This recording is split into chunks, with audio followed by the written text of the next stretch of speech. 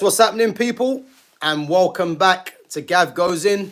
Big up yourselves, guys, each and every time for coming through and supporting the channel. And as always, make sure you guys sub to the channel and make sure you smash that like button. Help the channel to grow. I think at the moment, guys, I'm on what? I think I'm 70 short or about that of 1.5k, I believe. No, sorry, 1.4. Well, 1.4. Yeah, I think about 70 short of one. Yeah, 70 short of 1.5k. So again, make sure if you're new in here, you sub to the channel. And again, as always, make sure you smash that like button. Big up to Reluctant Gamer, big up to Barbara Joseph, and big up to Wayne Griffins as well, each and every time for coming back through. Much appreciated, guys. So before we start, actually, guys, apologies for the stream yesterday. YouTube was on a madness yesterday. I'm not quite sure what happened. But me and Jonas had to I think there might be two on there. But yeah, YouTube was going mad for you guys. So yeah, apologies for that yesterday. These things are out of my control, but we had to just carry on with the stream as it was planned. So yeah, as I said, man, I'm not quite sure what happened. From our end, it was fine. You know, it wasn't freezing for me. If it was freezing for me, I would have, you know what I mean, I would have understood a lot more. But obviously for you guys, as I said, it must have been frustrating. But hey, listen, we just get on with it and we just try and make better of it next time. So yeah, me and Jonas will definitely be back next Monday. So make sure you guys come back through and give us your support as always. And big up yourselves as well for coming in. So yeah, today, guys, Ruben Amorim and his team selection going forwards, you know, and for me, I'm going to enjoy this one because, as I've mentioned in my description, you know, it's one of them things where who are the certainty starters and what players get the best out of others, you know. So again, he's got one game a week. You know, obviously you got the FA Cup, Carabao Cup, but we're gonna put that to the side because I do believe definitely in the FA Cup he's gonna go with a team that he looks at as his favoured team because, you know, I think the ones that are on the periphery, you would say, are more or less gonna get Carabao Cup games, but his main team that what he wants to pick will be FA Cup for me, and obviously the league as well. So, but he's gonna have a tough time for me, Ruben Amorim, in keeping this whole squad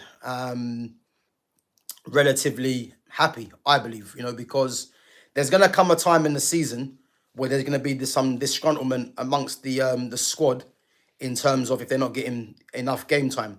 And for me, there's players there that are on a lot of money, and how is he going to juggle keeping these players happy, you know, if they're not getting much game time, and keeping them motivated as well, which is going to be the main thing. Because again, if the team's, let's say the team's losing, you know, and he still sticks with playing, you know, the players that he prefers, then how long is that going to keep the dressing room happy? Because as we know, or as you should know, you know, there's no team out there that enjoys being in an unhappy dressing room. So there's no players out there, should I say, that enjoys being in an unhappy dressing room. So there is bound to be that if if things don't improve, you know. And what I would say, there's a few players that he loves, as we know. There's players for me that I believe have to start the majority of the game. And as I said, man, we're going to get into it. Big up to Nubis Kubis as well. And big up to Agnes 14ish for coming through as well. So yeah, let's get into it anyway, guys. So obviously this 3-4-2-1 formation, as I keep saying, you know, I personally don't like this formation. You know, it's not that I think it's a shit formation. I just think how the manager plays the formation is what I have the issue with. And again, for me, the reason I don't like this formation is because we have to see certain players playing out of position, and you know, or even certain players can't play together. You know, and this is the problem. Big up to Exedra for coming on. Big up, man. So 3-4-2-1, Ruben Amorim'S system, which is obviously three at the back, the two wing backs, two in midfield, the two tens left and right, and then obviously the striker. So obviously in goal, do I believe Man United get a keeper? I don't think so. I don't think they get a keeper. We've got 2 weeks left of the window. I think if there was going to be any movement on a keeper, I think this is probably the week. Because I think next week, you're going to be scrambling around to try and get someone. We've heard Lamens might be mentioned. But again, if Lamens does come in, that means, moving out the likes of Bayinde. Because whether people like it or not, Andre Onana's not going anywhere. He's not. Because if Onana was to go anywhere, it would have been earlier in the window. But Onana's clearly not going anywhere. So you'd have to believe that if anyone comes in, if it's Lamens, it's going to be basically to back up Onana. And if Onana, because Onana will be starting, if Onana makes cock-ups, then this is when Lamens might take his chance, if that was to happen. But if we look at the likes of what's been rumoured, Martinez, is he gonna come to United? I doubt it. There was talk about, United going in for a loan deal, which is just mad. Donnarumma, I don't think Donnarumma's coming United. I think it's Man City or elsewhere. So again, Onana is gonna play in goal for me. M. Siki has said, can't believe we are still complaining about the system. Mentality is the point and intensity that system cooked Arsenal. Again, that's just a comment just to say something. So again, when I'm complaining about the system, as you're saying, M. Siki, I'm complaining because this system doesn't get the best out of the players. Listen, one game against Arsenal yesterday shouldn't cloud judgment to say that all of a sudden, this team are cooking something. Yeah, it's one game against a poor Arsenal team that was on display. So, as I said, when we have to watch Ahmad at wingback in this system, when we have to watch the likes of Kobbie Mainoo who can't get a place, this is what I'm trying to tell you about why I don't rate this formation. Mentality, you're saying, is the point, and intensity. This intensity and mentality talk just needs to be put into the bin, because I would much prefer seeing quality than this perceived intensity. You know what I mean? Because this is where Man United have gone wrong in the past. Too heavily reliant on the intensity side of it. The likes of your Scott McTominay's, even your guy's got intensity. But the thing is, he hasn't got quality. So to say that this system cooked against Arsenal, it's one performance, and as I said, I don't think the performance was out of this world. I just thought United had good moments in the game. There was some patterns of play, some good individual performances, but on the whole, United didn't get the win.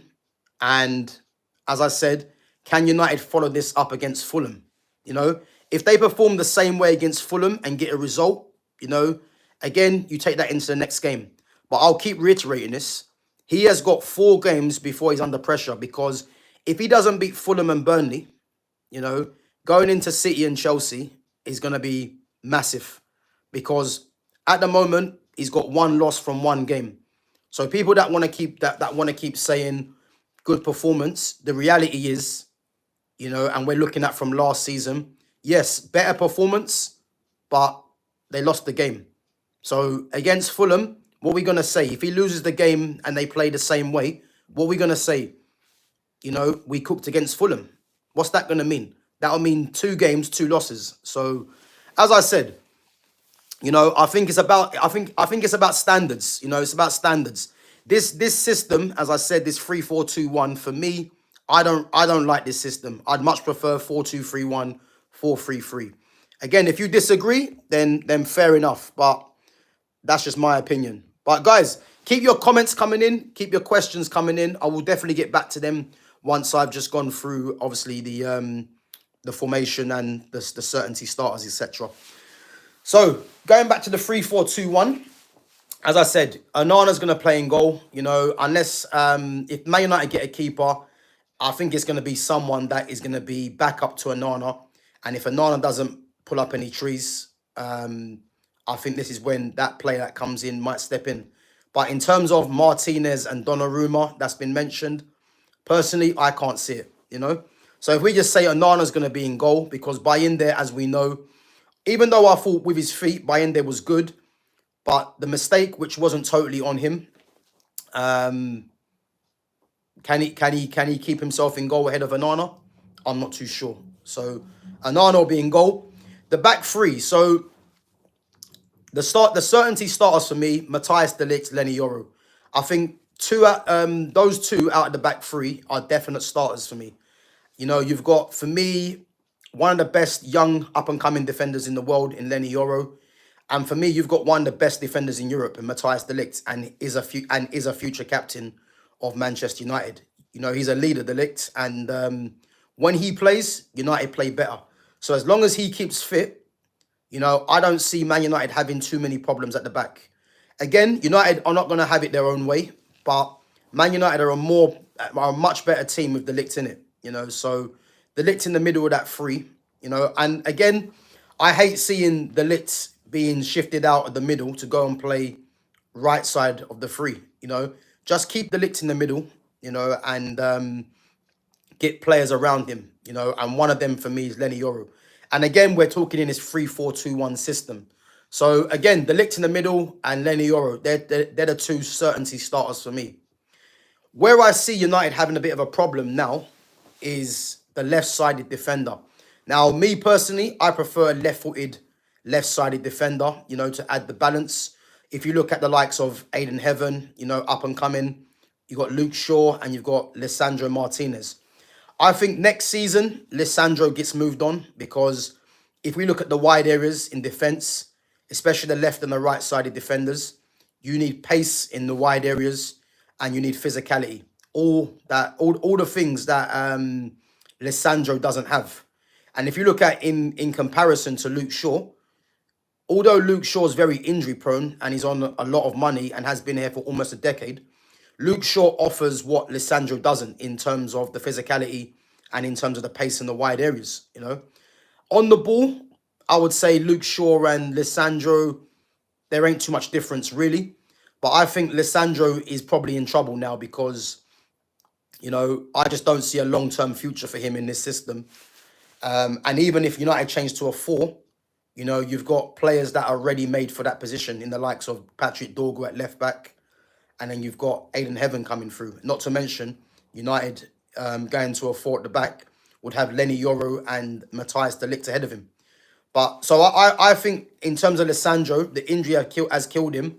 And I think in terms of what he offers, I don't know if he's got a long-term future at the club, you know. So he's in trouble for me. Luke Shaw, again, I just mentioned. It's funny how Luke Shaw really has gone from injury-prone, which, you know, he could pick up another injury anyway. And now all of a sudden, Luke Shaw found his way starting against Arsenal. And to be fair, had a decent game. So, you know, it's mad really to see how he's come back into the fold. And then you've got Aiden Heaven as well, who's up and coming. And for me, Aiden Heaven has all the tools for me to be an eventual starter for United in this back three. You know, left-footed as well, adds that balance. The problem there is when Mazraoui's fit, what happens to Mazraoui? Because Mazraoui is arguably one of United's most consistent performers. The problem that Mazraoui has is that Mazraoui in this system is probably just like Dalot. You know, he's probably more suited to playing as a right-sided or left-sided defender. Now, if you've got Lenny Yoro and Matthias de Ligt for me that definitely play, that left-sided, you've now got 4 players once Lisandro, if he gets back fit, battling for one position. You know, you've got, as I said, you've got Heaven, Shaw, Martinez, and then you've got Mazraoui. And by all accounts, I think the majority of people would say that Mazraoui has to start. So where does Mazraoui actually figure into this team now, when you actually think about it? Because if you're going to play him left-sided, again, he's not left-footed and you need the balance. You're not really going to play him at wing-back. And for me, he's better as a left-sided or right-sided defender. But then it just means that you're having to have the likes of Luke Shaw, Aiden Heaven, if Lissandro gets back, possibly all on the bench if Mazraoui plays. And then obviously you've got Harry Maguire as well that will play in the centre. So yeah, listen, there's difficulties that this manager has to keep fit this whole squad. Because my first choice defence would be Euro Delict, and then I would play Aiden Heaven. I would. And this means that I'm leaving out Mazraoui, but it's like, realistically, I don't want to leave out Mazraoui. But the only reason I would play Heaven ahead of Mazraoui is because Heaven's left-footed and he adds the balance. And I think with more experience, Heaven will come into his own as well. So yeah, it's mad because there's a lot of players that are going to miss out, and I definitely think out of the two, Euro and Delict, they pick themselves. So it's like the other players, there's 4 players there that are battling for one spot.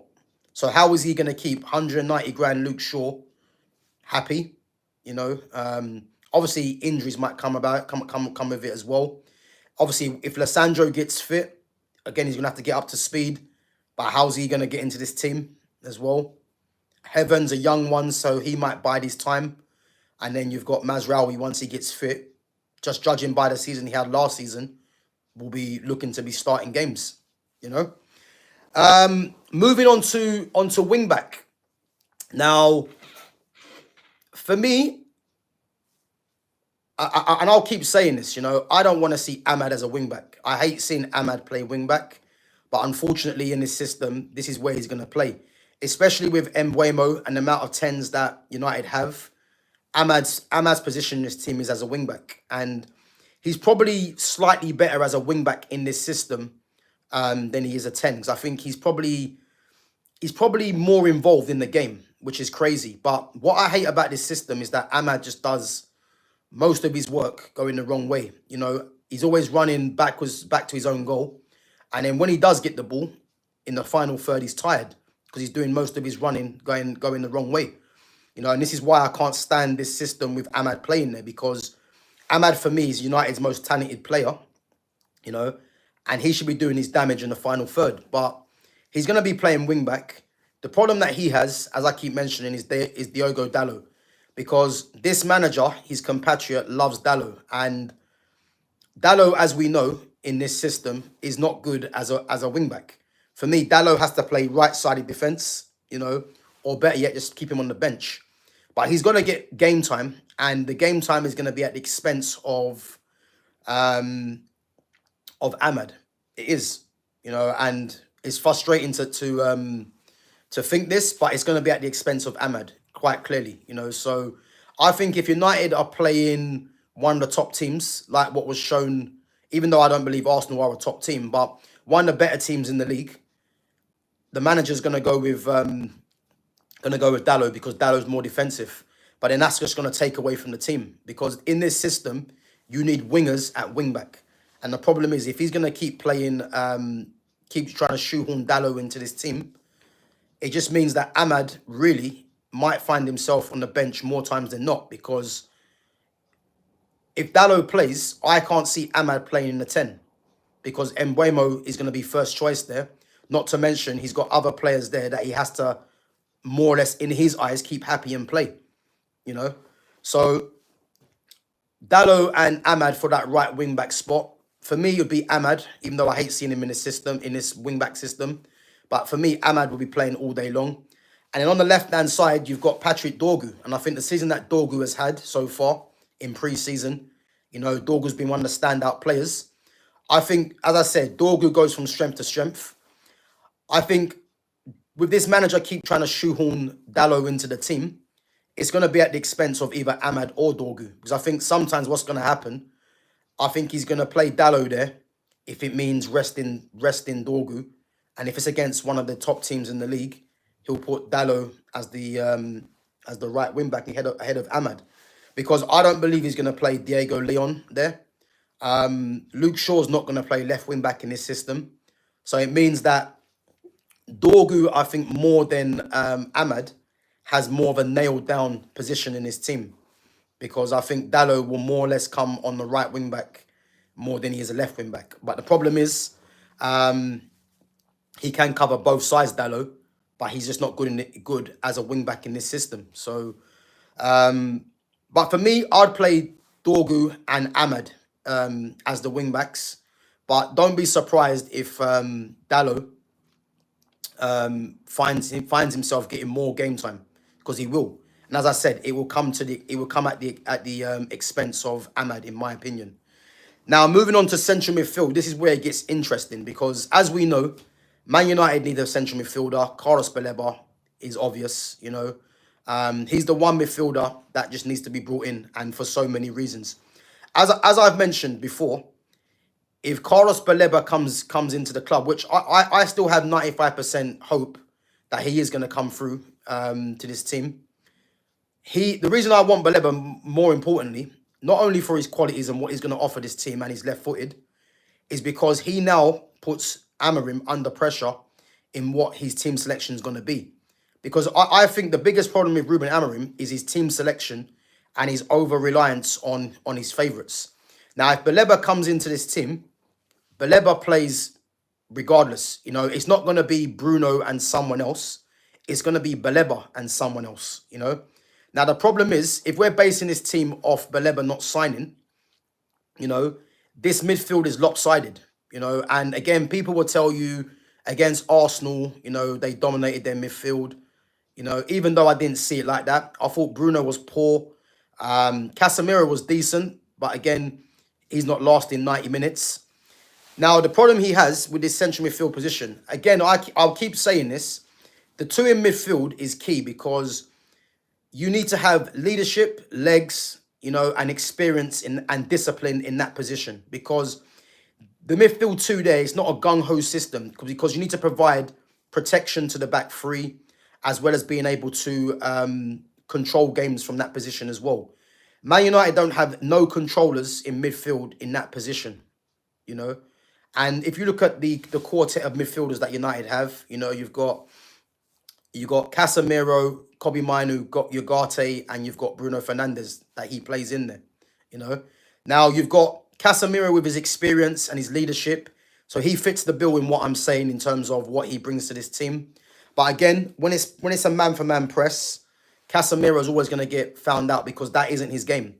You know, if you play Casemiro in the midfield and you've got legs around him, you know, and he can sit slightly deeper, you know, and try and get into the box when he can, you get a better Casemiro. But the way that Amorim wants to play with his pressing, that's not Casemiro's game. And again, in the first sort of 15, 20 minutes, that probably might work. But Casemiro is going to be tiring towards the end of the game, which is why he needs to be replaced. You know, and then you've got Bruno Fernandes, again, that we've explained, ill-disciplined in this system, doesn't hold his position. And then when things are going against the team, he reverts to type and starts trying to play long ball, which inferiorly gives the ball to the other team, which means that, you know, the team are either going to break on the counter. And in transition, this is where United get killed, because if you've got everyone bombing forwards and you've got the midfield of Bruno and Casemiro, both of them players are not the quickest players to get back.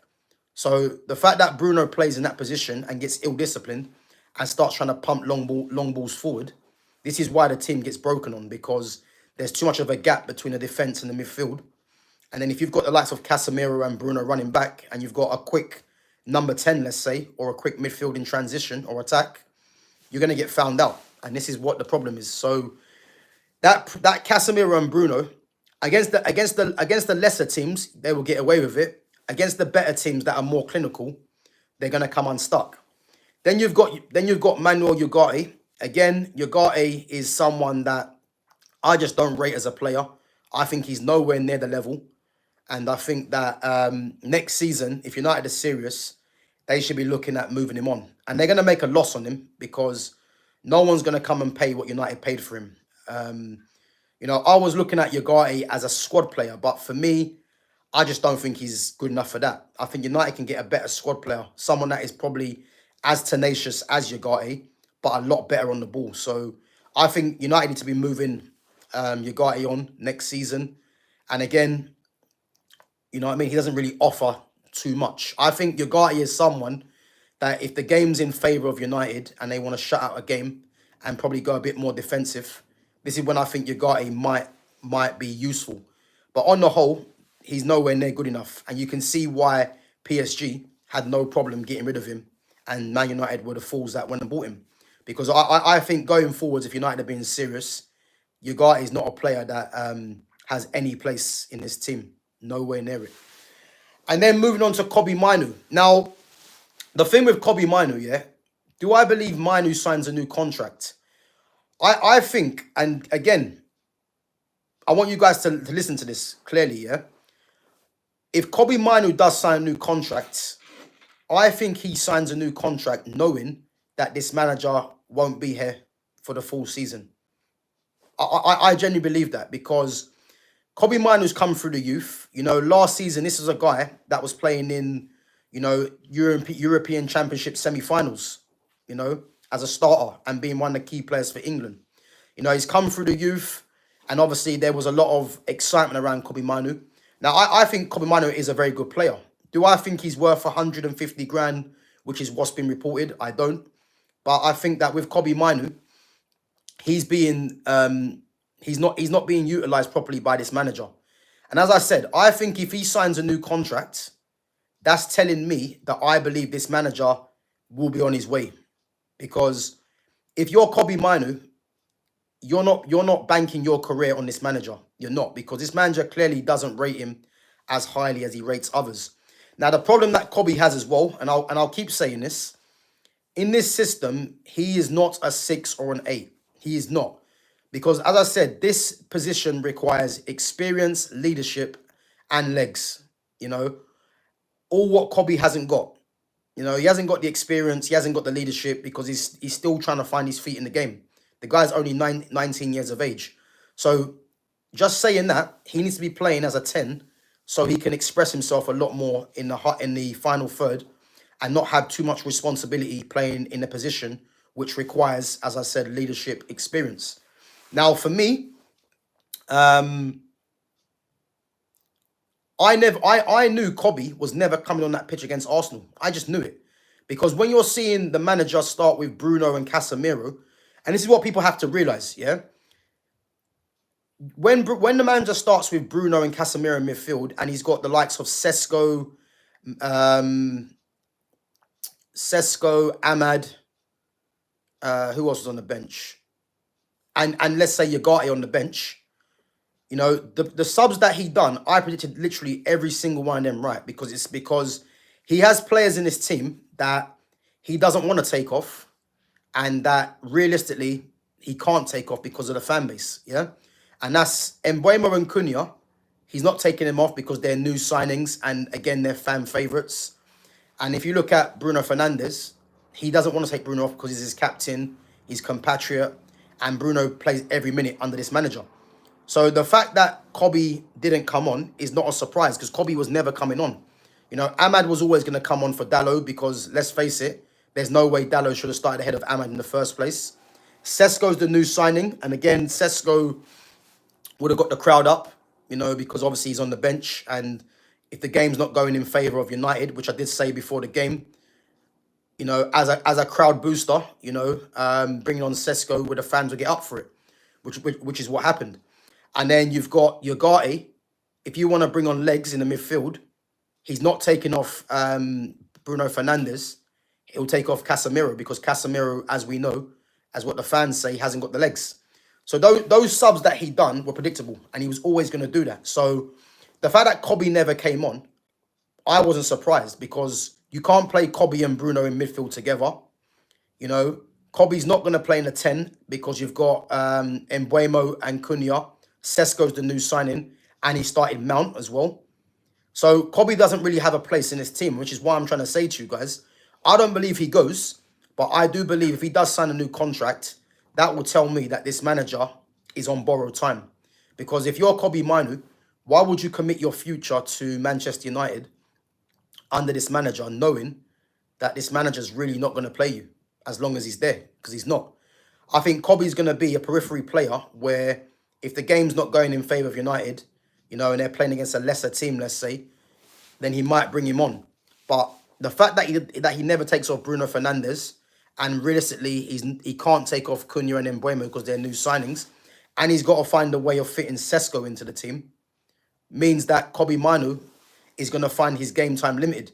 And again, United are playing 1 game a week, So that midfield combination there is weird because you can play Casemiro and Ugarte together. But again, it means if you play them together, you're going to shoehorn Bruno into the 10, which means either Sesko, and then you got Joshua Zirkzee as well, who I've not even mentioned.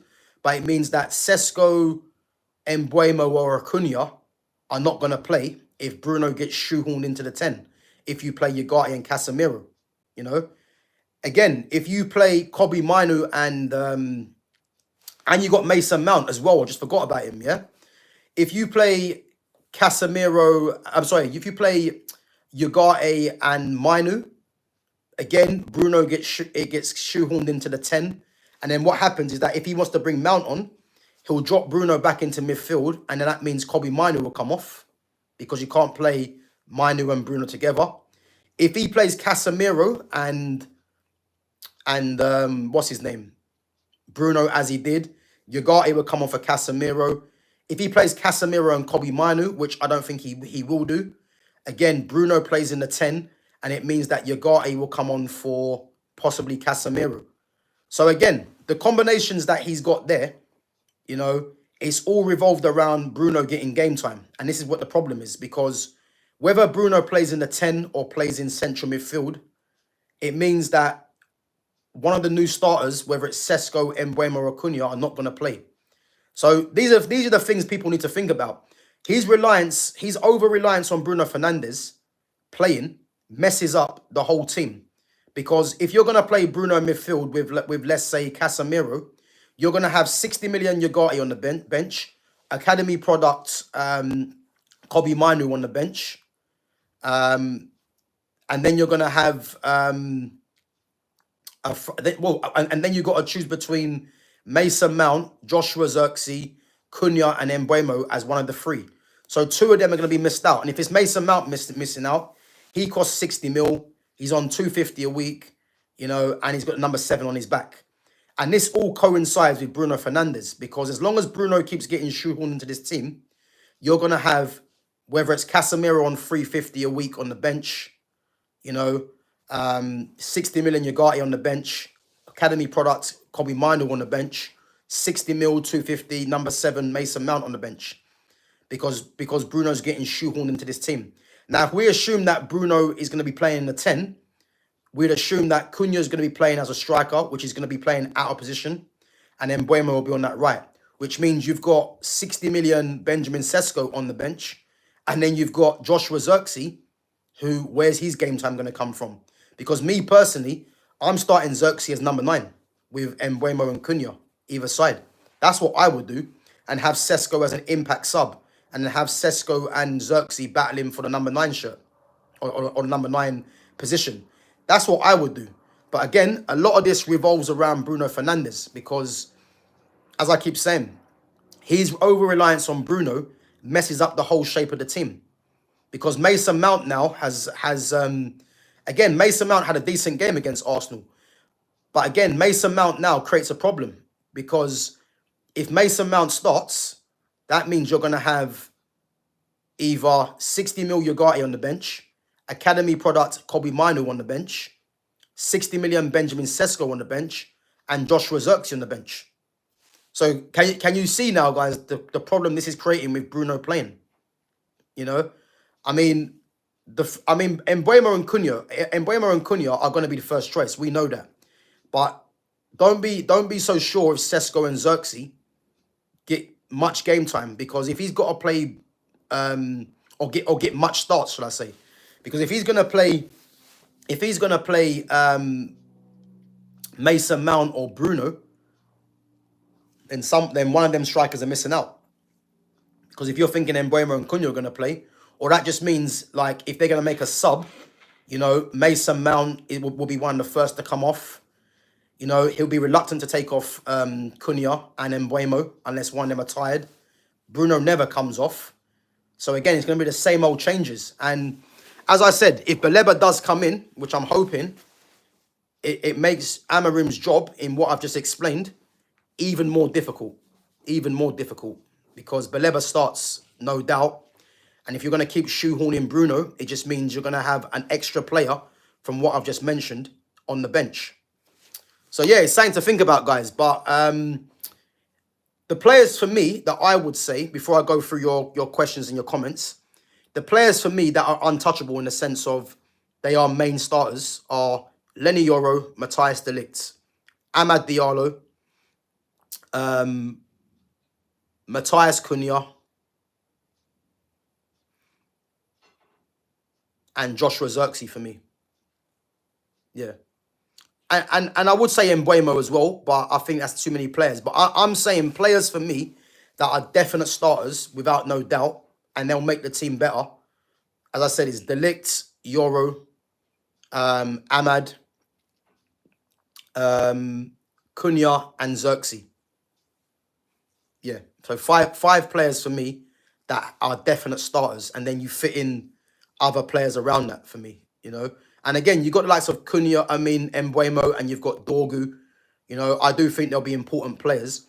But if I'm Amorim, I'm making sure that De Ligt, Yoro, Amad, Cunha, and Zirkzee are starting every game as possible. Because I think with those 5 players, United will get better results with those 5 all playing together, in my opinion. But as we know, the players that he plays, you know, that he sees as definite starters is Bruno Fernandes, Matthias de Ligt, Lenny Yoro, Cunha, and probably Mbeumo. I think he looks at them guys as the main starters, and then everyone else is just fitting around, I would say, you know. But the team the 5 that I said need to be crucial, you know. But guys, big up. I'm going to go through all your questions. Again, we got 15 likes. There's 15 in there, 15 of you in there at the moment. Guys, make sure you smash the like button, help the channel to grow. And make sure you sub to the channel as well if you haven't done so already. And guys, let me know in the comments and questions if you agree or even if you do disagree. Let me know what you think, and I'll go through each and every one of your comments. Appreciate you guys coming through, and keep your support coming.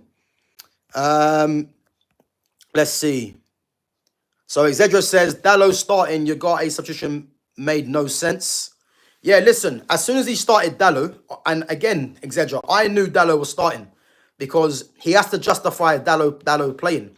And again, because it was against Arsenal, he'll get away with the excuse that he wanted to be more defensive. But the problem is, if you set up with Dallo playing, you're telling Arsenal that you're going to be more defensive, and it's the wrong mentality to have. So he should have started Amad to let Arsenal know that they mean business, you know. And the fact that he made that substitution, which was always going to happen, was a waste of a sub, in my opinion, because Dallo offered absolutely nothing. So, as I said, I wasn't surprised Dallo started because I can see it coming. The Ugarte substitution, again, as I mentioned, was an absolute joke. But he was always going to bring Ugarte on, because once I see Casemiro starting, you know, if you want to put legs on in midfield and change it, he was never going to bring on Kobbie Mainoo, because you can't play Kobbie Mainoo and Bruno Fernandes together in midfield. And this is what I'm trying to say to you guys. Bruno Fernandes is a massive problem, because this manager's reliance to not take him off the pitch means that Kobbie's game time is going to be limited. Because as I said, Bruno's going to play in central midfield or as a 10. And if he's playing central midfield, the only 2 players really that can play with Bruno to a decent enough level is either Ugarte or Casemiro. Because you can't play Bruno and Kobbie Mainoo in there because there's no balance. So this is what I'm trying to say to you. Like, him bringing on Ugarte, I was shocked, but it didn't surprise me in the end. Because if Casemiro's not playing 90 minutes, you're going to bring on Ugarte because Ugarte is more defensive, and you're not going to bring on Kobbie Mainoo. So I wasn't too surprised, really. Wayne Griffin says, in a press conference, Amorim confirmed that he is happy with Bayinde and Onana and is not looking to replace them. But again, he has to say that because if you think of it like this, Wayne, yeah, if let's say United don't get no keeper and he comes out saying Bayinde and Onana are shit, let's say. Obviously, he's not going to say it in them words, but if he's implying that, you're going to lower their confidence, you know, and you have to rely on them. So he's not going to come out and start slating both of them because he still has them. But do I believe United get a new keeper? I'm not too sure. I'm not too sure. You know, I think United possibly get one more player, and I think that'll be Baleba. And if that happens, I'm content, if I'm honest. You know, but again, yeah, he's not going to come out and slate Onana or Bayinde because it wouldn't make no sense when they're still at the club. Big up to Doritos.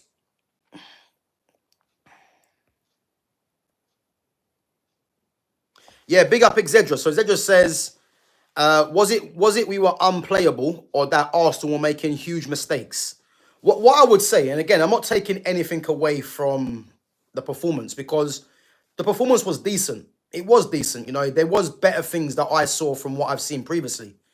But the way that this has been, you know, blown out of proportion over the top, you know, I don't really see it personally because the facts are United got beat. The facts are there was no clear-cut chances being created. The only positives were individual performances from Matthias de Ligt, who was class. Patrick Dorgu was very good. Cunha was very good. You know, those were the outstanding. And then Buemo showed some good touches as well. And Mason Mount, for me, had a decent game. But on the whole, you know, I just saw better patterns of play. You know, can that be taken into the next game? But on the whole, United got beat and the chance creation they weren't clear cut, really. So that's the things that need to be focused on, you know. But United were nowhere by any means unplayable.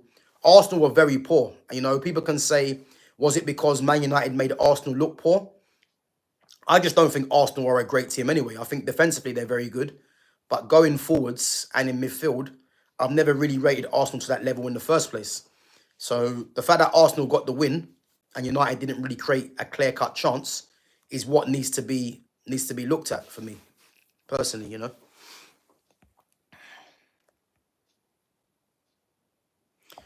Yeah, listen, we still have no attacking patterns, as Zedra says. And the thing is, Zedra, what it is, you know, and I'll keep saying this, you know, if he plays an attack of Xerxes in the 9, Mbeumo and Cunha, you know, and let's say he gets a Baleba in that midfield, and then you play, whether it's, because I believe Kobbie can play next to Baleba. I can, because Baleba's a box-to-box, but Baleba's good in possession, you know, and he's tenacious. So if you can play Kobbie, you know, slightly bit more advanced than Baleba, you know, or if you don't want to play Kobbie in there, you've got Casemiro, Ugarte.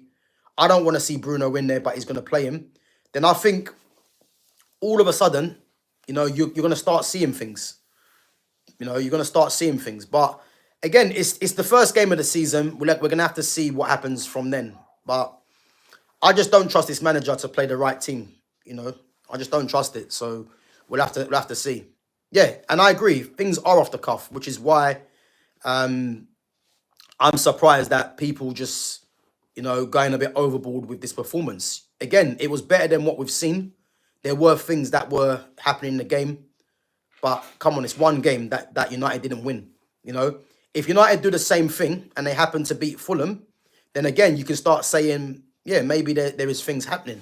But after one game where you got beat, you know, you've got to repeat that against Fulham, but get a different result. So, yeah, let's see. And against Fulham, it's not going to be easy because Fulham at home on that tight pitch, you know, they're very good. The way that Marco Silva sets them up as well.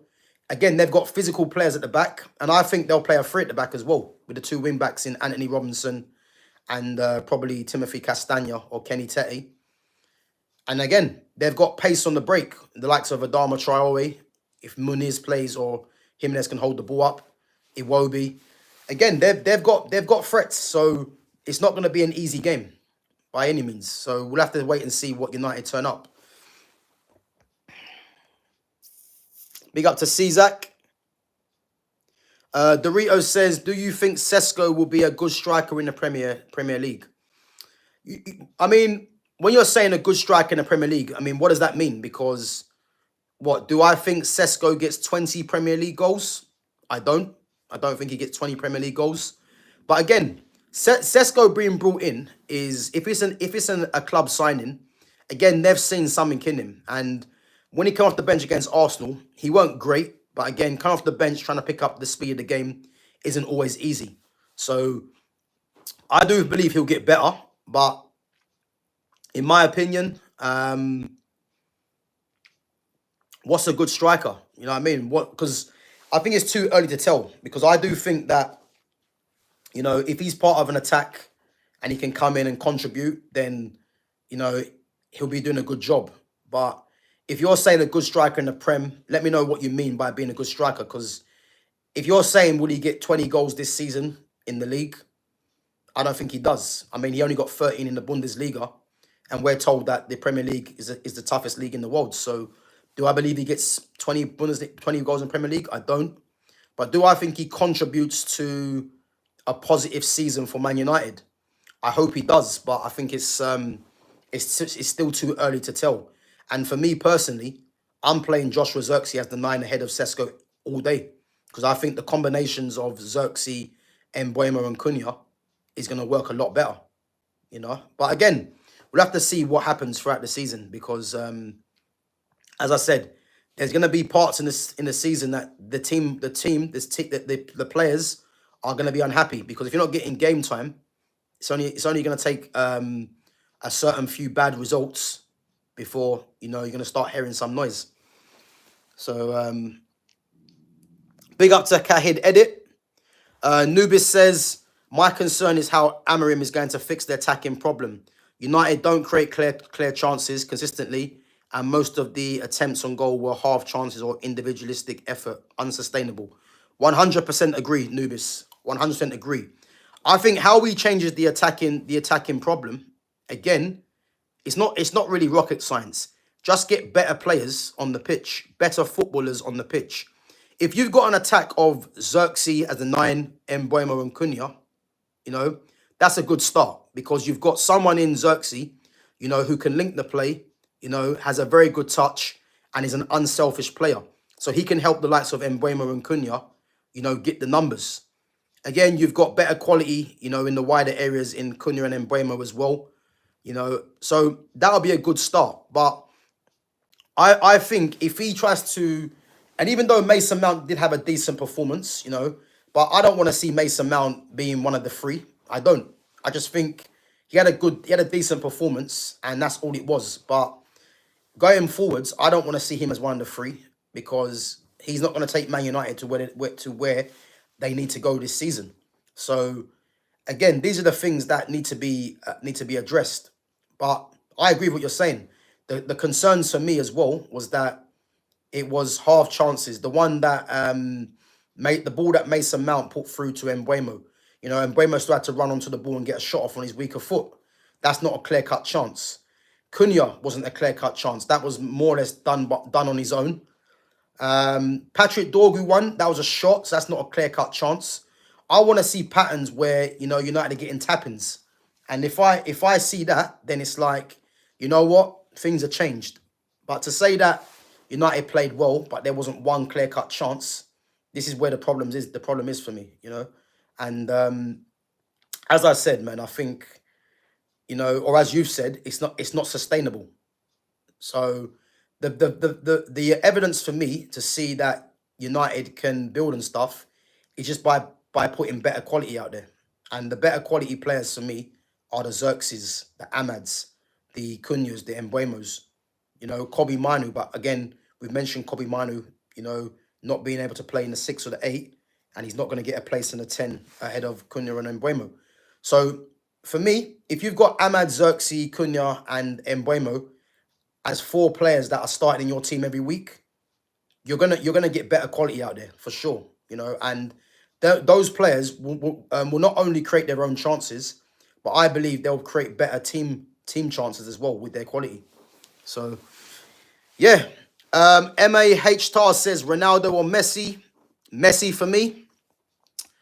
The Blue Baron says United could go down. United not going down, even though I don't rate the manager. The quality that United have with the players I just mentioned as well, that will mean they're not going to go down. But big up for coming on. Just a pretty cool guy. says, do you think Donnarumma will go to City or United? Well, put it this way: if Ederson goes to Galatasaray, and again, they're linked with Diego Costa as well. But if Ederson does leave, then even though Donnarumma's not a ball-playing goalkeeper, I think Pep might look at it as, he's one of the best keepers in the world, so we have to just go and get him regardless. It could be that. Do I see him coming to United? I don't. I know people have been talking about Donnarumma, but I don't see him coming to United personally, because I think people need to realise that Onana's not going anywhere. The amount of people that think United to get a new keeper, again, it's your own opinion, but Onana's not going anywhere. He's not. You know what I mean? And if Onana's not going anywhere, you're not going to bring Donnarumma in on, the amount of money that's been reported. And then you've got Onana on, what's Onana on, 120 a week or something like that? Again, I can't see a keeper coming in. I can't see Donnarumma coming in. I think the only keeper that might come in is possibly that Lemons, but he might come in as a backup. I don't see Martinez coming in, because I still think even if Villa put him up for sale, they're going to ask for a lot of money. So, yeah, to answer the question, I don't see Donnarumma coming to United. I think City or elsewhere.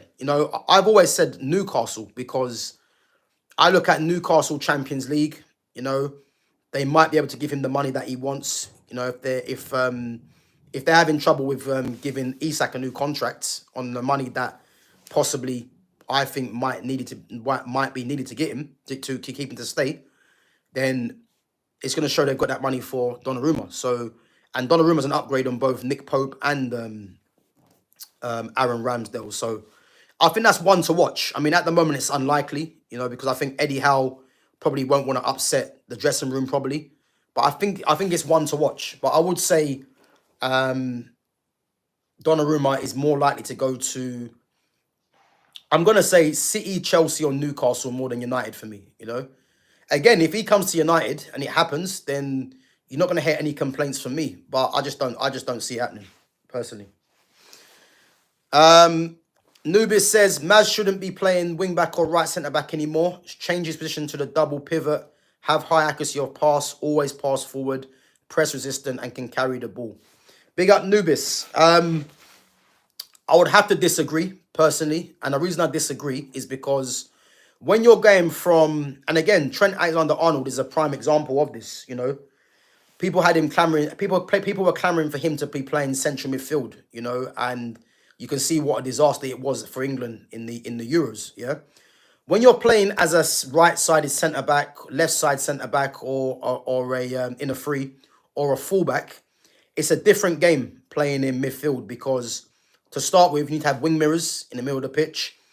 Again, I do believe that he is press-resistant and can carry the ball, but in that position, it's a different game, And I just think with the likes of Mazraoui, do I see him playing central midfield? I don't. Do I want to see him play central midfield? I don't.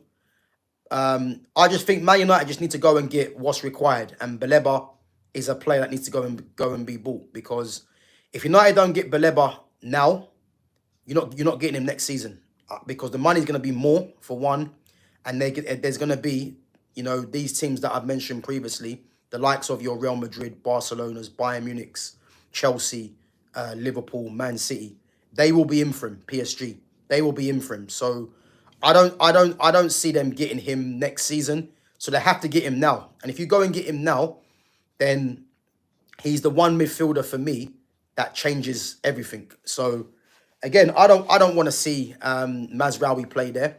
To be fair, it's a good suggestion, but just play Mazraoui as one of the defenders, left side or right side for me. But him getting a regular game time is gonna be a challenge for Amorim, because because the thing is, if Mazraoui plays, that means you're gonna have Luke Shaw on the bench, who's on 190. So again, these things are gonna be interesting.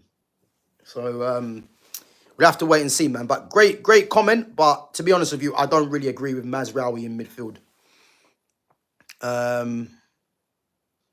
Yeah, listen, Martinez for me will be moved on next season. I think the emergence of Aiden Heaven means that Martinez is not really required because the physicality, the pace, he has that. Heaven has that over Martinez.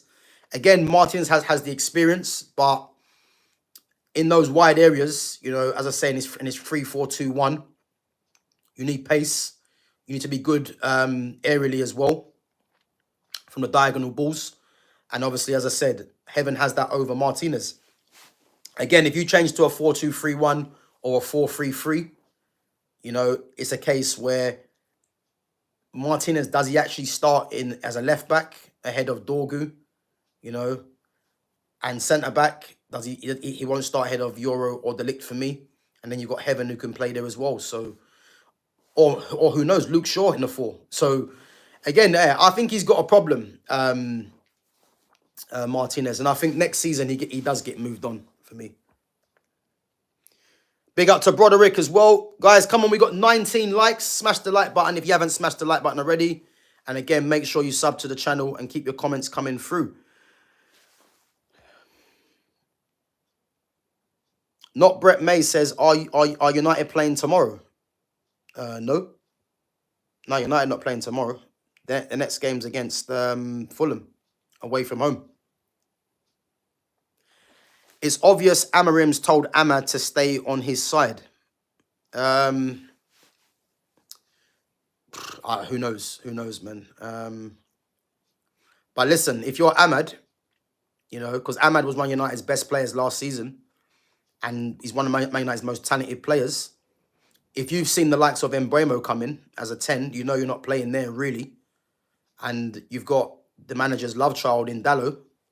You know, you're not going to be confident of playing, which is crazy to think. But as I said, man, I do believe Ahmad finds his way in this team permanently, because when you're that good of a player, you know, you can't be denied. So, and again, I'd expect Ahmad to start against Fulham. You'd expect him to start against Fulham. And if Ahmad's on the bench, which I don't think happens, then this manager needs to answer some serious questions. But I think Ahmad starts, because I think he'll just know the fan base, the reaction of the fan base to Ahmad be on the bench again. You know, it's going to be too much. So, yeah. Big up to Daniela as well for coming through. So, Nubis says, Ahmad just doesn't have the stamina and pace to play wingback. As much as I hate Dalot, this is one thing that he has advantage over Ahmad, stamina. This also explains why Amorim's wanted Quenda. Yeah, listen, but Quenda didn't want to play wingback. So this is why Quenda went to Chelsea, because he's not going to be playing wingback because they don't play that system. Now, the thing is with Ahmad, Ahmad's tenacious. Again, Ahmad's a 10. Ahmad's not a wingback. He's a number 10. You know, this is why I can't stand seeing him at wingback, because in a different system, in a 4-2-3-1, I'd play Ahmad in the 10. And the thing is, people saying that Ahmad might lack the physicality, that's nonsense. Because if you watch Ahmad on the ball is very strong. Not to mention, he works very hard, Ahmad. So Ahmad in the 10, Mbeumo on the right, Cunha on the left, Xerxes up top. That's Man United's best attack for me. And then you've got the likes of Kobbie Mainoo coming into this, because Kobbie can play as a 2 in a 4-2-3-1. And can play in the 10 as well.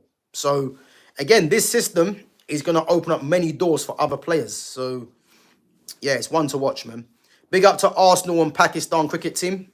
Big up for coming through.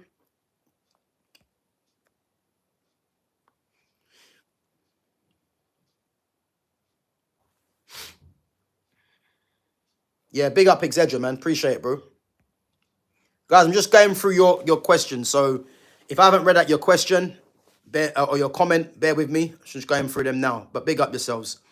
Apparently, United are linked with Agum Sevilla. I watched his highlights. Not impressed. He's not ready for the Premier League. Yeah, Lucien Agume, formerly of Inter Milan as well. I mean, I haven't heard too many links to him. But again, the reason he's been linked is because of the physicality side of it. You know, he's someone that gets around the pitch. You know, he's more of a Baleba kind of player in terms of being box to box.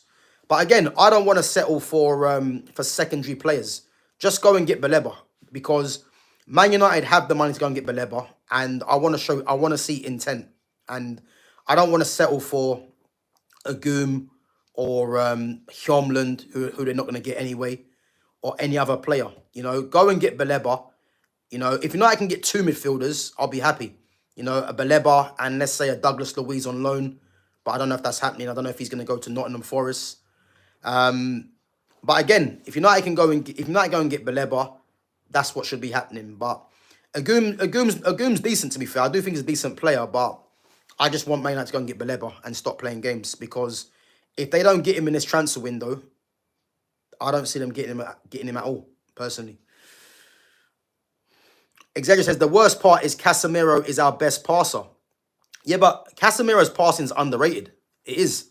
I mean, I think what happened with Casemiro, because he played in the Real Madrid midfields for so long with the likes of Toni Kroos and Luka Modric, these two guys were supreme footballers. You know, Toni Kroos is passing, Modric is passing, and Modric is dribbling from deep as well.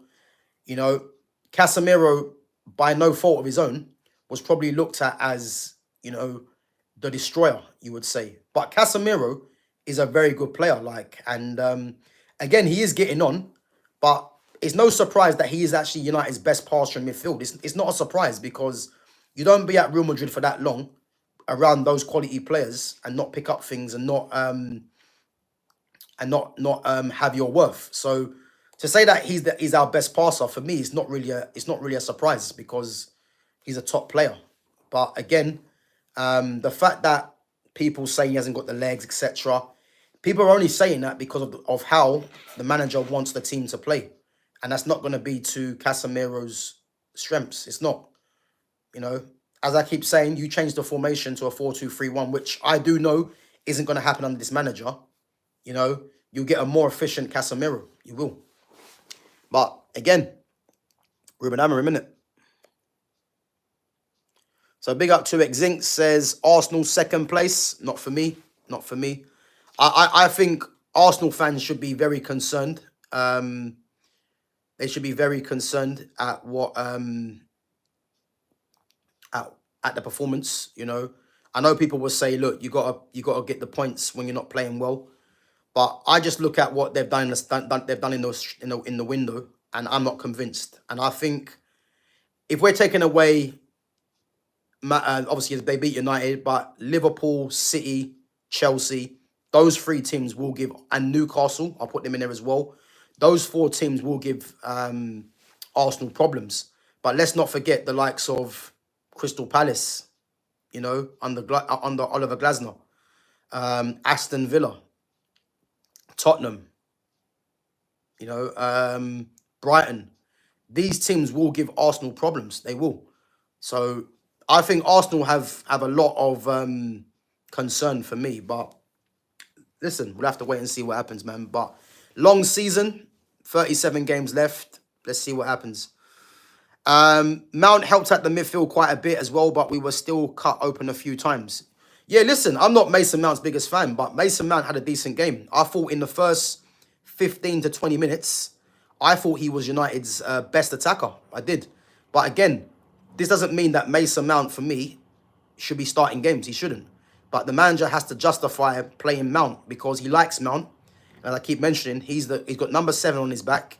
He's on 250 a week, and he costs 60 mil. So again, something's got to give in them attacking areas. So again, Amorim's gonna upset a lot of players this season if he continues shoehorning certain players into the team, and with this system as well. The formation, should I say? Wayne says, if Bruno was not ill-disciplined and he is humble and works for the team and still keeps his GA, would you be okay with him staying in the team? Nope. No, I wouldn't. Again, big up to Wayne. It's not about Bruno being humble, because, again, the player is the player. You know, the fact that people look at Bruno and they look at his GA is why he keeps getting away with performances underperforming and getting away with playing, because people just care about GA in this era. For me, Bruno Fernandes doesn't fit this system. He doesn't, because he's not good enough in the 10, because in the 10, you need to be good in 1v1 situations. You know, you need to be good in the half turn, and you need to be able to take on your man as well. Whether it's the right side centre back in a free or the fullback, all these things he cannot do. And in central midfield, he's ill-disciplined. He isn't press resistant either, and reverts to type. So he has no place in this team, in this 3-4-2-1. Again, if you're going to play Bruno in a 4-3-3, you know, playing as a central midfielder, as a right-sided central midfield, as a right-sided central midfielder, you probably get a slightly better Bruno, you know. In a 4-2-3-1 in the 10, again, you get a slightly better Bruno.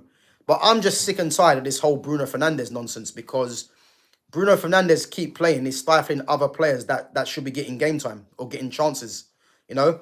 As much as I don't really rate Mason Mount should be getting some game time ahead of Bruno Fernandes, but it's always going to be Mason Mount starting with Bruno and then Mason Mount being the fall guy that comes off. You know, Kobbie Mainoo, as already spoken about, he's not going to get game time ahead of Bruno Fernandes. So he creates his own problem. But if he was not ill-disciplined and humble and works for the team, I don't think it's about Bruno not working for the team. He does work for the team. He does. That isn't the issue. It's the fact that he's ill-disciplined, he's not humble, you know, and he's someone that people just look at with the GA. As you can see against Arsenal, the first thing they brought up when they were showing before kickoff is Bruno's goals and assists. This is all these people care about. Again, these people are not real. These Sky Sports people are not real footballing people, because the fact that Man United finished 15th, there's no one that should be looking at Bruno's GA, because he was captain of the team that finished their lowest position for years or ever, and they lost the Europa League final where he was poor. So the fact that a lot of these pundits or the media hyping up his GA just shows you the problem. And these guys are not Man United fans either. They don't watch every game. They just watch whatever pleases them, or whatever they can, or whatever narrative they can push. Because there's no one that's going to tell me, regards to the numbers that Bruno got, that he had a good season for United, because he didn't. Because I watch every game, and there's no surprise, I keep saying to you guys, why he's getting numbers. He's on every corner, every free kick, every penalty, plays every minute of every game. So there's no surprise why he's getting GA. There ain't no surprise, but I would much prefer Bruno to be putting in better performances than GA, you know. Even with the pressing, Gav, the centre-back should be moving up to help. Amorim just didn't implement it. This is the first game I've seen De Ligt push up to help Casemiro. Yeah, listen, I agree. De Ligt had a very good game, because De Ligt was pushing up. And again, when Bayindir helped with this as well, because Bayindir made that mistake, or was part of the mistake from the corner. But in terms of Bayindir's passing, you know, his passing was very good. And the combinations between him and De Ligt and Yoro, you know, playing the triangles, you know, and Luke Shaw helped with that as well, was very good. So if De Ligt can continue doing that, pushing up into the midfield to create that extra man, then fair enough. But again, it's one game, so let's just see what happens against Fulham. Big up to Nick Fadley. Big up for coming on. Big up to DXR each and every time as well. But yeah, Xedra, listen, subbing on Ugarte was an absolute joke, but we shouldn't be surprised, because, as I mentioned earlier, he's not going to take off Bruno, because the sub to be made would have been putting on Kobbie Mainoo and taking off Bruno Fernandes, which he's not going to do. So if he wants to get legs onto the pitch, Casemiro will be the fall guy, because Casemiro is looked at as the one that hasn't got the legs. So there's no surprise, really. You know, this manager's very obvious in the subs that he does, you know, which is why I don't really rate what he does. Yeah, exactly. Exactly. He took off Cass and put on Ugarte. That's more defensive. Nubis says, no offense, Gav, since Sir Alex Ferguson, the managers had to adapt their system based on the players' ability instead of the other way around. Ten Hag tried, so had to change the system to fit the players. Yeah, but listen, when we talk about Eric Ten Hag was an absolute disgrace. So I'm not even here for the Ten Hag change the system to fit the players, because the very fact that Ten Hag had the cheek to play Marcus Rashford, Alejandro Garnacho, and Rasmus Højlund all as a front three is where I don't have any respect for him. Because if you're a footballing person and you just know your football, you would know that that front three would never, ever work. It's never going to work, because you've got three players there that are all gung-ho counter-attacking players. You know, you've got Marcus Rashford, who is good in transition on the pace and is a shoot first player. You've got Alejandro Garnacho, who's a poor player, is a shoot first player, and doesn't have any physicality either. And then you've got Rasmus Højlund, who can't even hold the ball up, you know, and spends half his time on the floor. So the fact that Ten Hag wanted to play those three as a front three, I've got no time for that because, as I said, that's not a front three you play and think you're going to do anything. So, you know what I mean? I'm not even here for the Ten Hag. The only manager since Sir Alex Ferguson that I rated was Louis van Gaal, because Louis van Gaal was implementing a system with lesser players, by the way, or players that were coming to the end. And you can see the way the team were playing. You know, there was patterns of play. Had a young Martial, a young Rashford. You know, you had Wayne Rooney that was coming to the end. And again, not to mention, he was putting in players into the team that were coming through the youth. So Louis van Gaal was implementing stuff. But the fan base were too eager to get Jose Mourinho in because they deemed Jose Mourinho as a winner. And they thought Van Gaal's football was boring, you know. Tell me a Man United team that's gone to Anfield, dominate the game and win. Never seen it. Never seen it. Not even under Ferguson, you know. So my thing is, they were too impatient with Van Gaal. And although Mourinho did win a couple of trophies, but I'd argue that Mourinho set the club back because, as we know with Mourinho, he just wants the finished article and had no time for developing players, which is why the likes of Martial, the likes of even Rashford, lost development under Mourinho. And then they brought in Solskjaer, who again was just happy to be there. You know, couldn't develop the players, but just gave a good feel factor around the place. And then Ten Hag, who I was excited about getting because of the way Ajax played, was an absolute joke, disaster. And then Ruben Amorim now, I'd have to go and say he's even worse than Ten Hag from what I've seen so far. So yeah, listen. The good thing about United, the way it seems, is that they're buying players for the club, not for the managers anymore, which is what should be happening. So we'll have to wait and see what happens, man. But big up for your comment, man.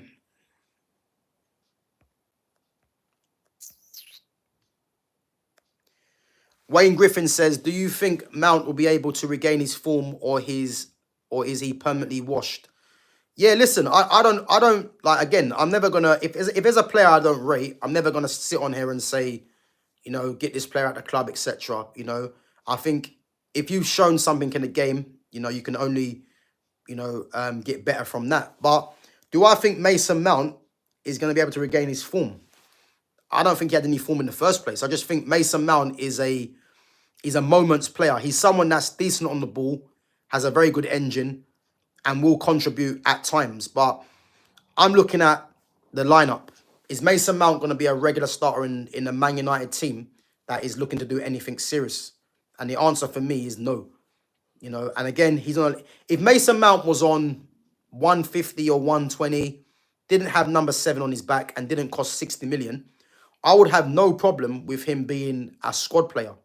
But the very fact that he wears number 7, you know, he's on 250 and costs 60 mil, is where the issue comes. And how is he, and how are you going to fit him into the team? This is the problem. So, but yeah, to answer your question, do I think he regains his form? I don't think he had any form. I just think he's someone that, you know, the manager likes, but how is he going to justify keep playing him every week? Because, as I keep saying, something's got to give.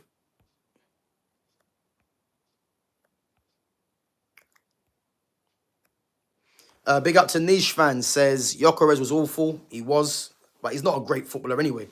But, yeah, he weren't great, man. But I think the battle between him and De Ligt was good. You know, there was a time that Gyökeres did get the better of him. But on the whole, De Ligt dominated that battle for me. I need Mainoo in this team. I demand it. He's our most cultured footballer. I want him alongside Mount in the midfield. That's never going to work, Mount and Kobbie Mainoo. So you started off well, you know, Niche Fan. To say he's the most cultured, he's one of them, definitely. I'm not sure if he's the most cultured, but he's definitely one of them. But to say to play him and Mount in midfield as a 2, that's never going to happen, and that never will work anyway. So, but yeah, no, Mainoo does need to get more game time. I definitely do agree with that. But as I keep saying to you guys, As long as Ruben Amorim'S here, Kobbie Mainoo's not a regular starter. He's not. And as I said, he hasn't signed this new contract yet. And I think if he does sign it, it probably is probably a telling thing that the manager's not going to be here for the long term. So that's one to think about. Because if you're Kobbie Mainoo, put it this way, if you're Kobbie Mainoo and you think the manager's going to be here for 2 to 3 seasons, you don't sign the contract. It's a fact. So I think if he does sign, which I think he does, that will mean to me that the manager is on borrowed time. And that could only be coming from upstairs. So, yeah, one to think about.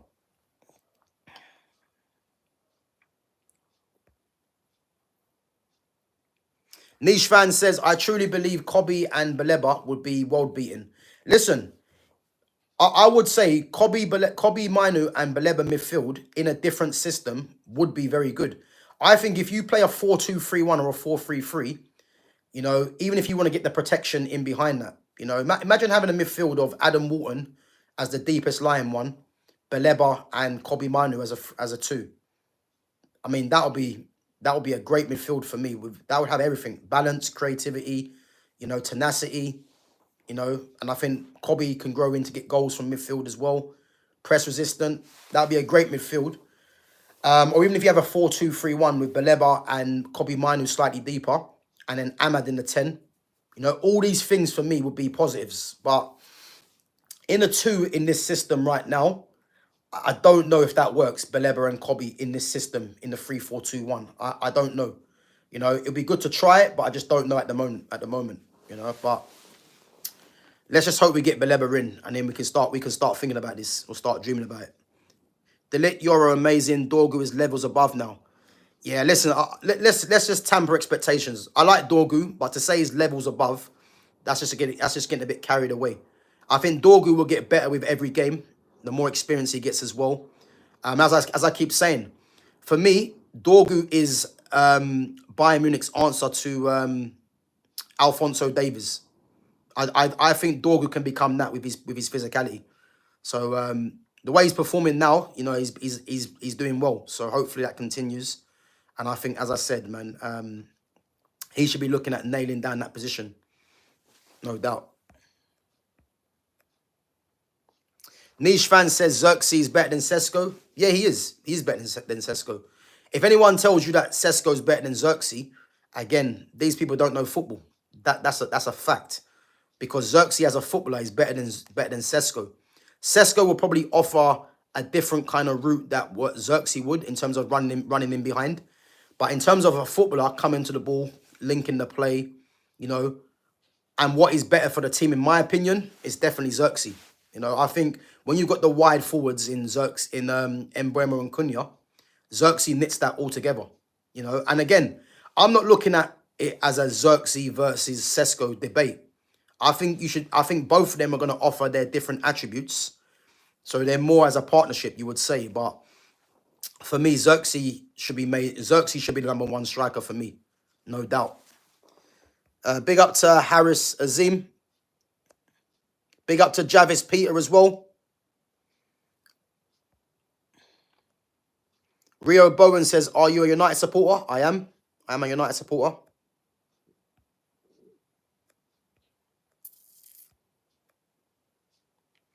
Yeah, listen, Niche fan. Mount, Kobbie and Ahmad. You know, that's never going to happen under this manager. But I want a manager that's brave. And I'll tell you now, that 3 there, that's got potential for sure. Because Ahmad is a 10. He is a 10. And for me, I want to see Ahmad more involved in the game. And he can do that as a 10. But there's certain things that need to happen for that to happen. First of all, get Baleba over the line. And secondly, Mount, Kobbie and Ahmad. Okay, I read that wrong. I thought you meant Baleba. Mount, Kobbie and Ahmad. No, that's not going to work, man. You can't have Mount and Kobbie in the same team as 2 central midfielders. It's not going to work. It's not going to work, man. Big up to Craven Cottage. Yeah, we got you guys on the weekend, on Sunday. So it's not going to be an easy game for both teams.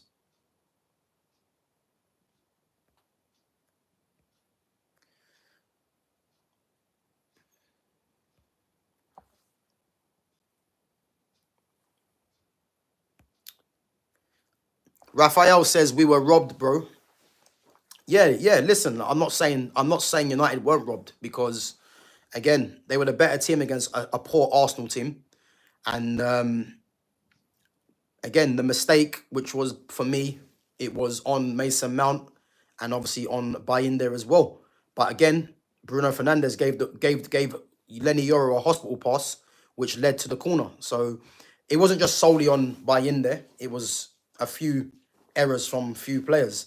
But again, for me, United played a lot better than Arsenal. They were better. But the concerning thing is there was no clear-cut chances, and this is something that we need to improve for sure. So yeah. Harry Aston Villa says bottom three this season, in my opinion, is going to be Burnley, West Ham, and Brentford. Yeah, listen, I mean, I wouldn't disagree with that. I mean, West Ham, the way they've started, and they've got Chelsea next game as well. You know, they're going to be in trouble. I think Paqueta wants to leave as well. You know, I think Paqueta and Bowen, for me personally, are better than West Ham. No offense, but they are. But yeah, I think, I don't know. As it stands, you probably say that. You know, I know Leeds got the win yesterday. I know Sunderland started well as well, and they've spent money. But again, it's a long season. So, I mean, I did say the promoted teams will go straight back down. But the way that they've started, you know, there's optimism. But it's gonna be an interesting season, man. So we'll have to just wait and see. We'll have to wait and see. Craven Cottage says, I really hope Fulham gets top 9.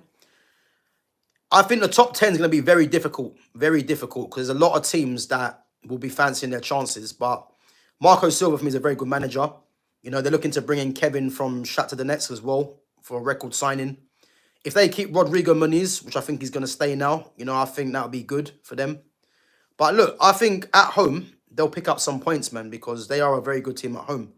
So, yeah, I think they'll be all right. Whether they get top 9 is going to be difficult.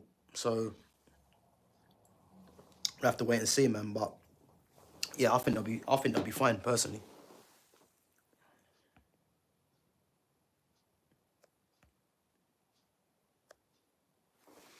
Raphael says, bro, it was a clear pen. Yeah, listen, it was a pen, but you know what it is?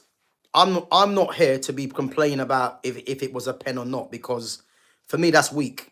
You know, and this is something that the fan base just need to get rid of. You know, this weak mentality, you're blaming it because it should have been a pen, all that kind of stuff. The fact is, United didn't win the game. There was no clear-cut chances, but there was positives. That's the facts. And again, going into Fulham on Sunday, we're going to have to see what happens. And again, if United can replicate the performance but get a better result, then fair enough. They'll be onto something. We'll be onto something. But if United don't win, you know, when are we going to start looking at this manager as being accountable? That's what we're going to have to look at. So, yeah.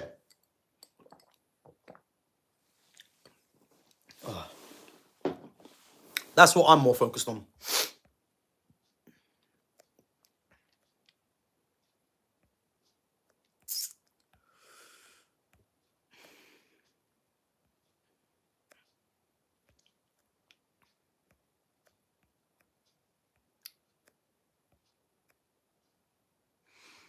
Big up to Madridista, says Al Nassr versus Al Ittihad. Who will win?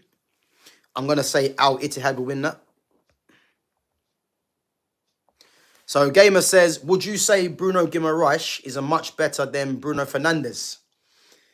Again, what's much better? What's much better? Because I think as a central midfielder, Bruno Guimaraes is a better central midfielder than Bruno Fernandes. He's a better central midfielder. But again, I think when people are saying these, when we're saying these questions, these things are subjective. What's better? You know, because if you're looking at goals and assists, people will go with Bruno Fernandes. If you're looking at a better central midfielder for your team, you go with Bruno Guimaraes. So again, it's subjective, but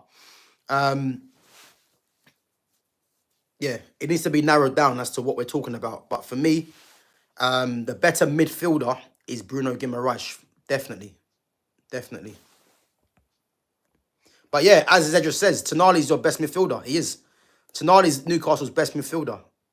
You know, and again, Tonali was at Brescia before he went to AC Milan, and then AC Milan to Newcastle. And obviously, Tonali was rated then. Man United were looking at him back then. He's a top player, top midfielder. Tonali, possible top 3 midfielders today in the Premier League. Yeah, I would say that. I think he is. I mean, you got Moises Caicedo. If we're talking about players that are fit, Caicedo, yeah, I'd put Tonali in there. I would. I'm trying to look at all the other teams. Reinders. I mean, Reinders got to be in there. I know he's only just came, but if we're talking about everyone when they're fit, you know, then the top 3 midfielders for me are Moises Caicedo, Rodri, and then, yeah, you're looking at a Tonali for me. I think Romeo Lavia, you know, if he was to stay fit, he's as every bit as good as what is in the Premier League for me. He's a top player, man, but he just doesn't stay fit. But yeah, I think Tonali's up there, definitely, definitely. Yeah, I think right now Tonali, Moises Caicedo, and you'd have to say, I know it's only one game, but Reinders. Yeah, I would say. Exeter says he was in Carragher's team of the season. Yeah, listen. Them guys have some mad opinions, them Carragher's and Neville's, but I don't disagree with Tonali being in the team of the season. I think Tonali's overlooked massively. You know, he's massively overlooked because if Tonali was to leave Newcastle, he goes to Real Madrid or a Barcelona. That's how good he is. So you can't say that for, like, let's say Declan Rice, for argument's sake. If Declan Rice was to leave Arsenal, he's not going Madrid or Barcelona. They don't take players like that. You know, he'd only stay in the Premier League. So Tonali, if he was to leave, you're looking at Madrid or Barcelona, Bayern Munich, one of them teams. So Jacob Cara Nateg says, what do you think about Mason Greenwood joining Jamaica for international football? I was in Manchester in 99. I live in Canada. Yeah, big up Jacob, man. Yeah, listen, Mason Greenwood was always going to change allegiances. I think, obviously, as we know, which is what was well documented, the issues that he had at United. You know, obviously him leaving the country, going to Spain on loan, Getafe, and then going to Marseille now. I think his England career was always done from then. You know, personally, you know, I would have had him back at United, regardless of what people think, because I'm solely here for the football, and obviously for England as well. But I think it was always obvious that he had to change allegiances, and yeah, I think it was always going to happen, really. So don't really have much of an opinion on that. But he's a top player, man, and will always be. You know, it's a shame what's happened, but yeah, he's a top player, man. Yeah, big up Jacob, man. Big up. Big up to Jay as well. Sean Twed says, I know you're a Banter United fan, but nothing pleases me more than a Banter United defeat. It's just a great start to the week. To be fair, I'm not a Banter United fan. I just say my own opinion, man. Yeah, it's nothing about banter here, man. Obviously, we have our banter, don't get me wrong, but I'm here to just talk, you know, upfront and honest, you know, regardless if it's not to people's liking. You know what I mean? That's what it's about. But big up, man. Big up to Etienne, says you support United. I do. Danny Dyer won't allow Bowen to leave West Ham. It's a condition of dating his daughter. Yeah, big up, man. Yeah, listen, if Jared Bowen for me, he's good enough for me he's good enough for me to play in the top 6 team, but he's not leaving West Ham because he's got everything at West Ham. As you mentioned, he's got his was he engaged now to Danny Dyer's daughter, Danny Dyer? That sounds weird saying that. He's the captain. He's arguably their best player with Paqueta as well. So yeah, he's got everything there for him not to leave. So yeah, it's unlikely that happens. And again, West Ham will ask for a lot of money from him anyway. So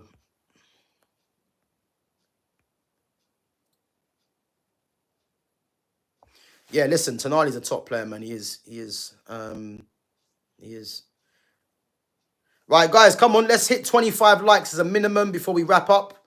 I'm gonna wrap up in literally a couple of minutes. So if you guys have got anything else to comment or to ask, give you guys another couple of minutes before we wrap. Big up to Heinz Beans Lover. Opinions on Sunderland winning 3-0. Yeah, listen, great result from Sunderland, man. Great result. I think if we're honest with Sunderland, yeah, they've started off very well. I think the very fact that they've come in and they've made Granit Xhaka the captain, I rate that, because a lot of the time, new signings that come in, you know, it's unlikely they become captain. But I think personally, yeah, the signings they've made, the intent they've shown, I think they're going to be all right, man. I thought they might have been one of the teams going down, but yeah, they've shown some serious intent. And I think with Sunderland as well, they are a Premier League club with the stadium they have, the fan base. They are a Premier League team for me, definitely. But yeah, I think they might be all right, you know. I think they might be all right. So yeah, great start to the season, man. 3-0 against West Ham. And I think West Ham, yeah, they've got a lot of thinking to do, West Ham. But great result from Sunderland, definitely. Waka says, Arsenal done you. Yeah, what gave it away, man? What gave it away? Listen, United were the better team.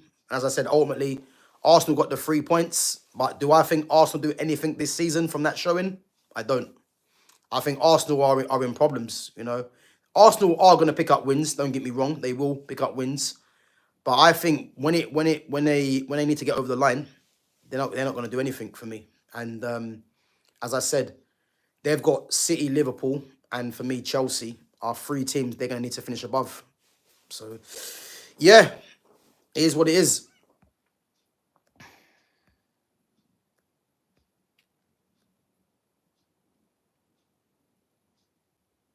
Dr. Ali says, you think Amorim or Thomas Frank are going to finish the season without getting a sack?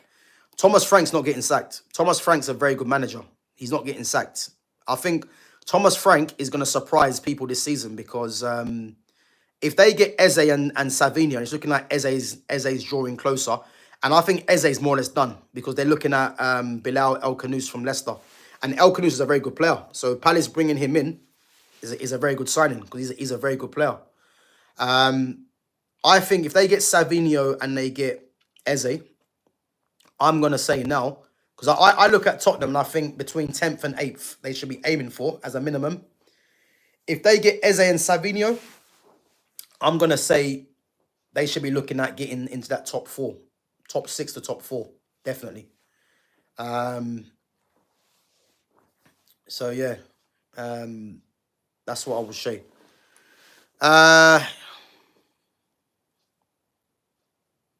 So, Gav, Madrid were looking at Stiller, but he had a big ligament injury. He's a cruise region. You know what? Again, Zedra, bro, I'm going to take your word on it, because you've got that football knowledge as well, man. So, I haven't seen too much of Stiller. But if he's a cruise region, then, yeah, he could be someone that could be interesting, you know. But if he's done a ligament injury, that's crazy, man. That is crazy. So Dr. Ali says, doesn't matter if Frank's a good manager or not. Tottenham sacked Mourinho when he took them to the Carabao Cup final. Yeah, again, but this ain't about that. Thomas Frank's been brought in because, first and foremost, you know, there would have been an agreement there that he's not going to get sacked. Even if Tottenham finish as low as they did this season, I don't believe Frank gets sacked. And they're not going to finish that low anyway. So for me, Tottenham are going to be all right under Thomas Frank, because, again, he's getting in. If you look at the way Tottenham are playing now, he's devising a style of play that's gonna get them on the front foot, and again, they're going to be defensively solid as well. You know, and as I said, they should be aiming for between top 6 and top 4 if they get Eze and they get Savinho, because I look at that squad. And all of a sudden, that squad's looking dangerous. They got some good players there, You know, look at Richarlison. I actually forgot about Richarlison. He's now pushing out Solanke as a main striker. So yeah, they're gonna be good, man. I have no doubt about that. No doubt. Right, guys, we're gonna wrap up anyway. I've just seen Waka saying Max Dowman will be our saviour this season, and this is why Arsenal will fail, because they're now banking their hopes on a 15-year-old. So listen, Max Dowman's a very talented player, but again, he's never played in the Premier League. To say he's gonna be your saviour, I think you're bantering, man. So that's where we're gonna wrap up. But guys, listen up. Big up yourselves each and every time for coming through. Again, if you haven't smashed the like button, make sure you do. We've got 24 at the moment. So make sure you smash the like on the way out. And make sure you sub to the channel as always. And big up to all the mods. Big up for coming through. You know, much appreciated. And guys, as always, let me know on the comments after the stream's ended. Let me know what you think on what we spoke about Man United's team selection. And what does that mean going forwards for certain players? Let me know. Hope you guys have a good rest of your day. And as always, sub to the channel, smash that like button. And again, I should be back possibly tomorrow. If any news breaks today, you know, any outstanding news, I would say, then I probably might go live a bit later. But if anything, we'll be back live tomorrow at same time at 11:30. So yeah, listen, guys, big up yourselves for coming through each and every time. And guys, again, don't forget to check out my posts. So I do a post more or less every day, you know, so give that a check, give your votes, and as always, give your comments as well. But big up to all the newcomers coming in as well, much appreciated. And guys, keep supporting the channel. Channel's growing, and as I said, it's much appreciated for you guys coming through. But yeah, I should either catch you guys later today or tomorrow morning at the same time. But if not, take it easy.